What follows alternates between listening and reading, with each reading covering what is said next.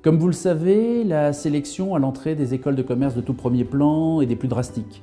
Sur plus de 10 000 étudiants entrant chaque année en prépa HEC, seuls 10,5% d'entre eux intègrent en 2 ou 3 ans l'une des 3 principales écoles de commerce en France, à savoir HEC, l'ESSEC ou le SCP. Ce taux tombant même à 7,5% si l'on s'intéresse à ceux qui intègrent ces écoles en 2 ans, et même à 2,5% si l'on s'intéresse à ceux qui intègrent la seule HEC en 2 ans.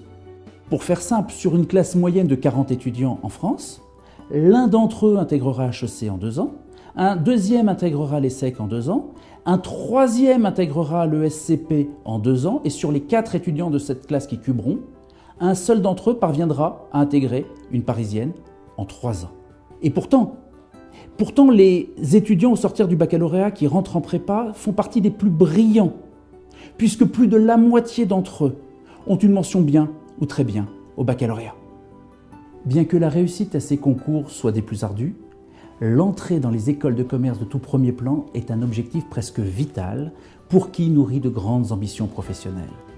En effet, au sortir des écoles, les entreprises les plus prestigieuses recrutent d'abord et avant tout les diplômés des parisiennes. Plus tard, les postes à responsabilité, directions opérationnelles, direction générale des grands groupes, reviennent essentiellement aux diplômés de ces mêmes parisiennes. Et même dans l'entrepreneuriat, les fonds investissent d'abord et avant tout dans les startups créées par les diplômés les plus prestigieuses de ces écoles. Si l'on s'intéresse maintenant au salaire, certes les écarts sont fort peu sensibles au sortir des écoles, mais plus tard, en milieu de carrière, les différences entre les salaires médians des diplômés d'HEC et ceux des autres écoles du top 5 peuvent aller du simple au triple. Comme l'a écrit le journaliste et économiste Philippe Manière, la France est le pays où l'on est dès 20 ans dans une case dont il sera ensuite bien difficile de sortir. Et il poursuit. Nulle part, en effet, le diplôme ne compte autant que chez nous. Et dans la réussite sociale, et dans le regard des tiers. Et cela est particulièrement vrai du côté des plus beaux diplômes de la République.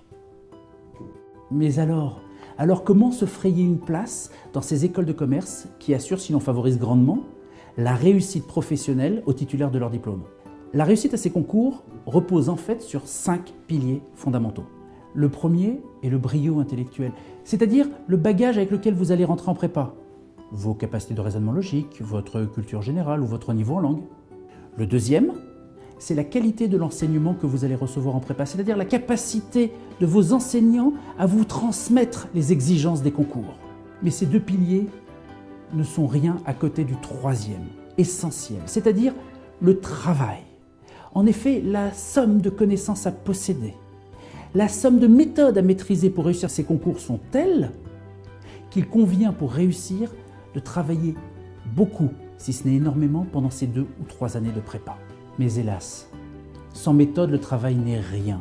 Et c'est là qu'intervient le 4e pilier de la réussite, la méthode. En effet, pour réussir, il convient de choisir les bons supports de cours, les bons exercices, mais aussi travailler de façon organisée, planifiée et sans perte de temps. Le 5e pilier, peut-être le plus important, est le mental.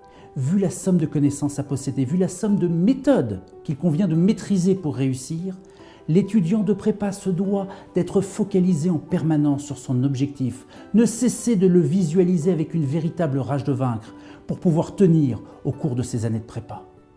Comme l'a dit le général de Gaulle, entre possible et impossible, 2 lettres et un état d'esprit.